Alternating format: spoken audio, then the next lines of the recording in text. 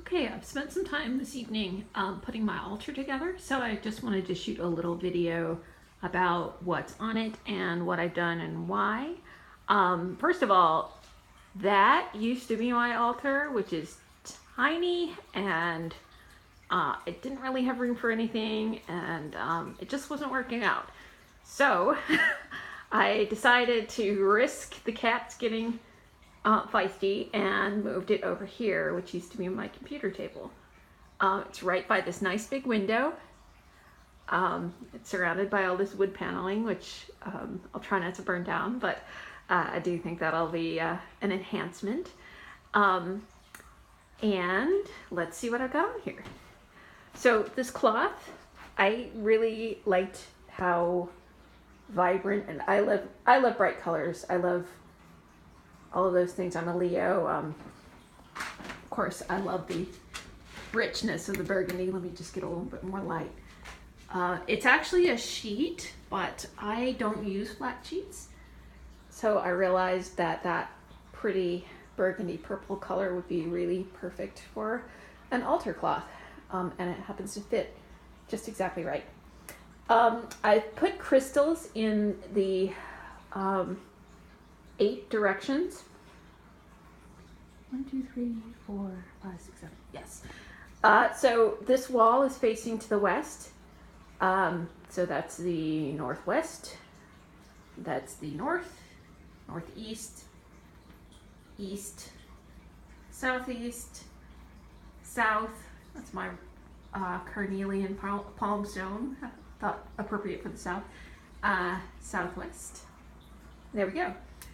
This is a tarot deck, and at some point I will talk about my tarot sock. I knitted this to the dimensions of my tarot deck there.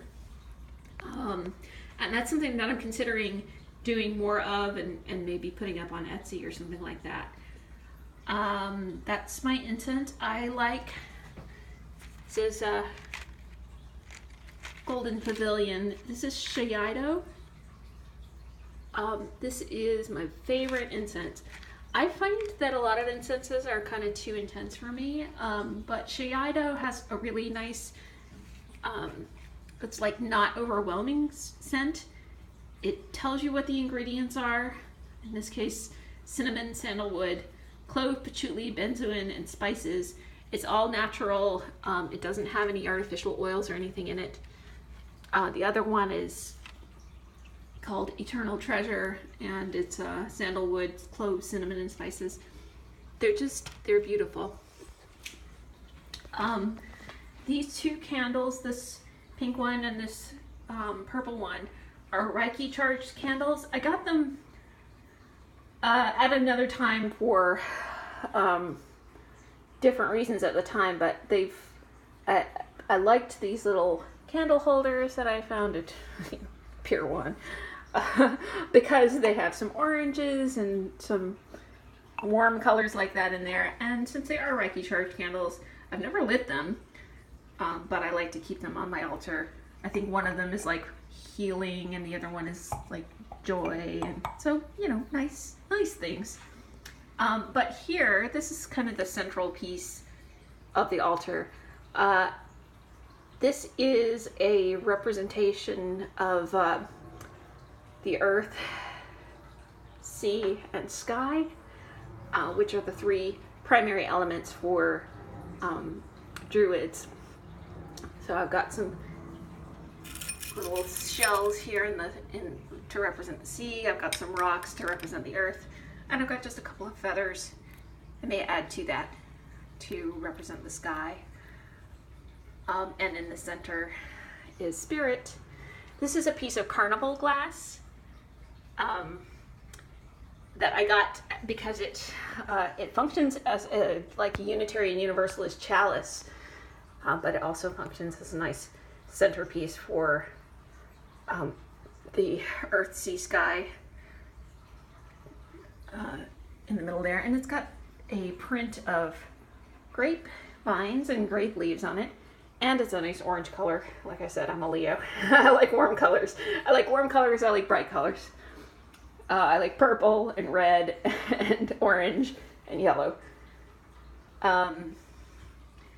This is my wand, and it's interesting, and now that I'm looking at it, it's pointing to the south, tipped with a citrine, because again, you know, bright colors.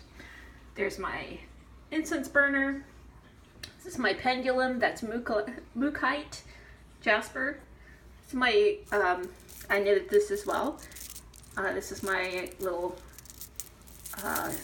crystal pouch that I like to carry around. I'm very tactile, so it helps me, and I have anxiety, so it helps me to have something to, you know, fiddle with and rub around in my hands like that. This is my great-grandmother's engagement ring. It's just very meaningful to me. This is a stone that is a prayer stone for a ritual that we're doing, the grove that I'm working with. These are some other little bits and pieces, some other little crystals and things that I don't have any specific use for, but I like to keep them in the altar area to, you know, charge them up, and if I ever decide to use them, I can. There's my sage. That, by the way, is a selenite rose. There is another tarot deck. I don't have a sock for this one yet. It's slightly different dimensions to the first one. It's like taller, and yeah, it's mainly taller. So I might be knitting a case for that as well. There's a book that I want to be reading. I just barely started, but I put it here to encourage me to get further into it and read it.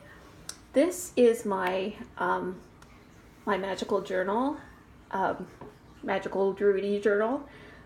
That is a Klimt, represented on the front. This is a tree of life, actually, with all those beautiful spirals, and of course it's gold. And I found the gold really inspiring, so I am putting it there, and it will, seeing it there will encourage me to look at it and use it and write in it. And this is the guidebook that I have for my Druid aspirant path. So it's got rituals and instructions and all sorts of good things in there. So obviously, again, first of all, it's directly related to my practice, and second of all, putting it there will encourage me to remember to look at it on a regular basis. I do have kind of an empty spot here, and my thought was that that would be a convenient place to read tarot cards. So that's it, short and sweet.